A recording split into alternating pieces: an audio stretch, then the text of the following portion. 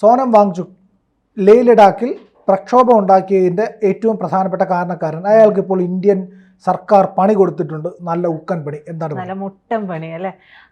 നമ്മൾ ഇന്നലെ തന്നെ പറഞ്ഞിരുന്നു ഇയാൾക്ക് പിന്നിൽ മറ്റു ചില നിക്ഷിപ്ത താല്പര്യക്കാരുണ്ട് എന്ന് നമ്മൾ പറഞ്ഞിരുന്നു. അപ്പോൾ ഇപ്പോൾ വരുന്ന ഒരു കാര്യം എന്ന് വെച്ചാൽ വാങ്ചുക്കിൻ്റെ ഒരു NGO ഉണ്ട്. ഈ NGOയുടെ FCRA ലൈസൻസ് കേന്ദ്രം റദ്ദാക്കി എന്നുള്ളതാണ് ഏറ്റവും പുതിയ വാർത്ത എന്ന് പറയുന്നത്.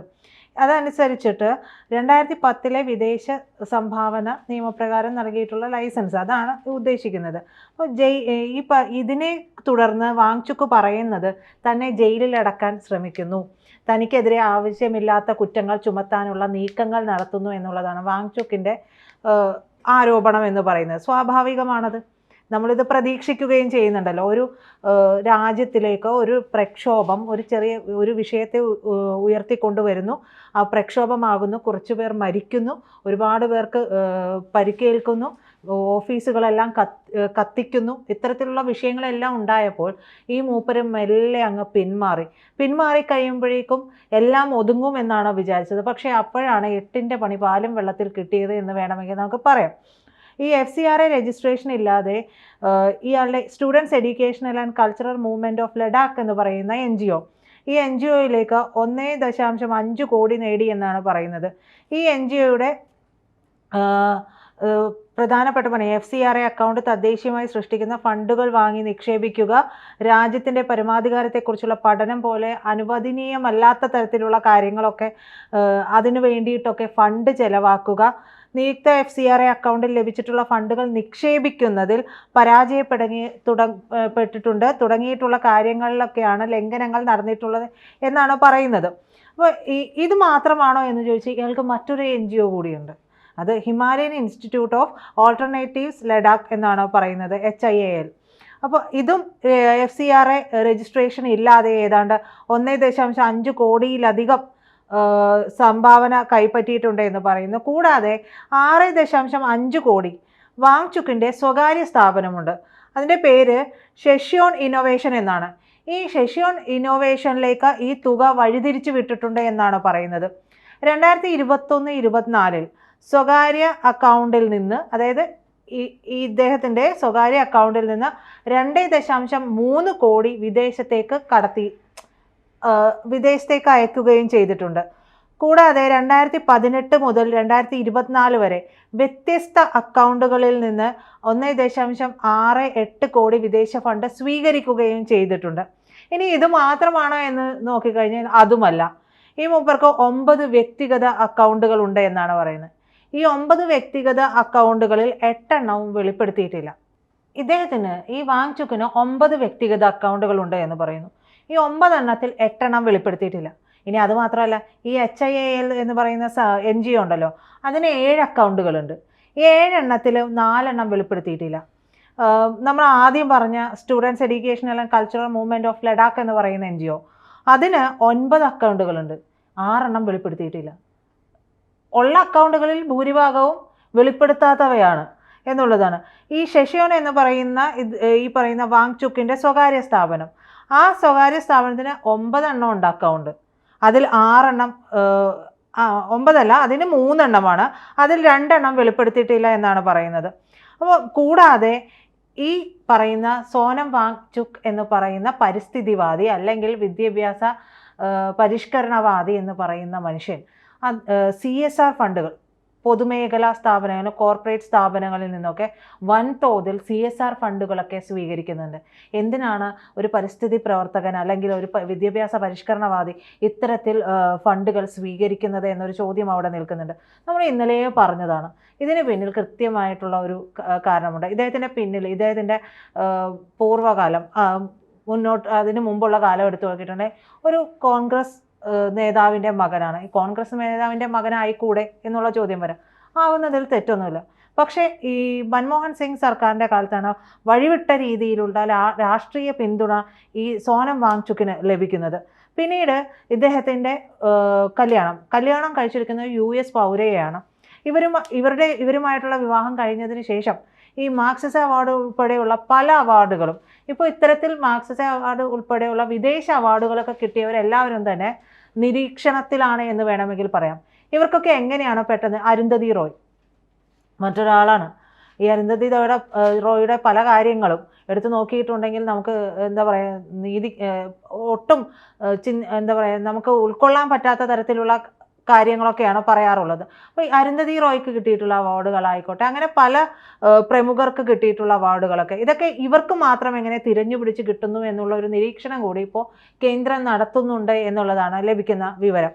എന്തായാലും ഇതിനെക്കുറിച്ചെല്ലാം CBI ഈ പറയുന്ന നിയമലംഘനങ്ങളെല്ലാം സോനം വാങ്ചുക്കിൻ്റെ നിയമലംഘനങ്ങളെല്ലാം തന്നെ അന്വേഷിക്കുന്നുണ്ട്. കൂടാതെ IT ഡിപ്പാർട്ട്മെൻറ്റ് അന്വേഷണം സാമ്പത്തിക ക്രമക്കേടുമായി ബന്ധപ്പെട്ടിട്ടുള്ള അന്വേഷണങ്ങളൊക്കെ തുടങ്ങിയിട്ടുണ്ട് എന്നാണ് പറയുന്നത്. 2021-22 നമ്മൾ ആദ്യം പറഞ്ഞ ഇദ്ദേഹത്തിൻ്റെ NGO students educational and cultural ആ ഒരു ഓർഗനൈസേഷനിൽ FCRA അക്കൗണ്ടിൽ നിന്ന് 3.5 ലക്ഷം നിക്ഷേപിച്ചതായി കാണിച്ച് ആ വർഷം ഈ ഓഗസ്റ്റ് 20 ഒരു കാരണം കാണിക്കൽ നോട്ടീസ് നൽകിയിട്ടുണ്ടായിരുന്നു, പുറപ്പെടുവിച്ചിട്ടുണ്ടായിരുന്നു. ഇതിനെ തുടർന്നാണ് പിന്നീട് ഈ സോനം വാങ്ചുക്കുമായി ബന്ധപ്പെട്ടിട്ടുള്ള എല്ലാ കാര്യങ്ങളും, എല്ലാ ഇടപാടുകളും, എല്ലാ രേഖകളും തന്നെ പരിശോധിക്കാനായിട്ട് തുടങ്ങിയിട്ടുള്ളത്. ഇതിൽ എവിടെയോ ഒരു പന്തികേട് തോന്നുന്നു. ഇതിനെ തുടർന്ന് അന്വേഷണങ്ങൾ നടക്കുന്നു. അപ്പോൾ നമ്മൾ പെട്ടെന്ന് എല്ലാവരും ചോദിക്കുന്ന ഒരു കാര്യമാണ്, ഇദ്ദേഹം ഒരു പ്രക്ഷോഭത്തിന് കാരണമായി. സ്വാഭാവികമായും BJP ഗവൺമെൻറ് ആണല്ലോ ഭരിക്കുന്നത്. അപ്പോൾ അവർക്ക് അഹിതമായ രീതിയിലുള്ള കാര്യങ്ങൾ ചെയ്തതുകൊണ്ട് ഇത്തരത്തിൽ അന്വേഷണത്തെ നേരിടുന്നു. പൊതുവായിട്ട് പറഞ്ഞു വരുന്ന ഒരു കാര്യമാണത്. പക്ഷെ അങ്ങനെയല്ല.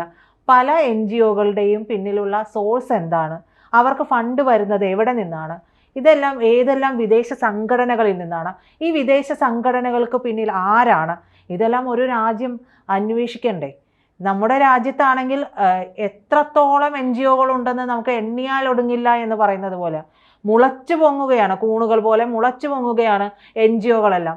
ഈ NGOകളുടെ ഫണ്ടുകൾ വരുന്നതനുസരിച്ച് ഒരിടക്ക് നമുക്കറിയാം, നോട്ട് നിരോധനം വന്ന സമയത്ത് പല NGOകളുടെയും പ്രവർത്തനം നിലച്ചു പോയിരുന്നു.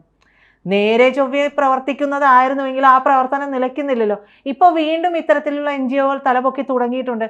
അത് അന്വേഷിക്കണ്ടേ? ഇത്തരത്തിലുള്ള പ്രക്ഷോഭങ്ങൾ ഉണ്ടാകുന്നുണ്ട്. കഴിഞ്ഞ ഇടക്കാണല്ലോ അമിത്ഷാ, കേന്ദ്ര ആഭ്യന്തരമന്ത്രി അമിത്ഷാ പറഞ്ഞുവല്ലോ, 1974 ശേഷം ഉണ്ടായിട്ടുള്ള എല്ലാ പ്രക്ഷോഭങ്ങളും അതിന് വന്നിട്ടുള്ള ഫണ്ടുകൾ അങ്ങനെയുള്ള കാര്യങ്ങൾ എല്ലാം തന്നെ അന്വേഷിക്കണം.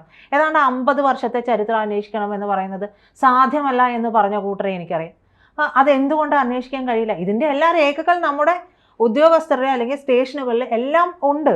പക്ഷേ അത് മെനക്കെട്ട് അന്വേഷിച്ചെടുക്കണം. കാരണം ഇതിൻ്റെ റൂട്ടിലേക്ക് ഇറങ്ങിച്ചെന്ന് ഇത് നമ്മൾ പറയില്ലേ, പഴയ വീഞ്ഞ് പുതിയ കുപ്പിയിലാക്കി ഇറക്കുമതി ചെയ്യുകയാണ് ഈ ചെയ്തുകൊണ്ടിരിക്കുന്നത് എന്നുള്ളതാണ്. അപ്പോൾ ഇതിൻ്റെ റൂട്ടിലേക്ക് ഇറങ്ങിച്ചെന്ന് ഇത് ഏത് ആഴം മുതൽ തുടങ്ങി ഇപ്പോഴും ഇവരെന്താണ് ചെയ്യുന്നത്, ഒരു പക്ഷെ അന്ന് ഇത്തരത്തിലുള്ള പ്രവർത്തനം നടത്തിയവൻ്റെ മകനോ അല്ലെങ്കിൽ മകൻ്റെ മകനോ ഒക്കെ ആയിരിക്കാം ഇപ്പോഴുള്ള ഈ പ്രവർത്തനങ്ങൾക്ക് ചുക്കാൻ പിടിക്കുന്നത്. അത് നമുക്ക് പറയാൻ കഴിയില്ല.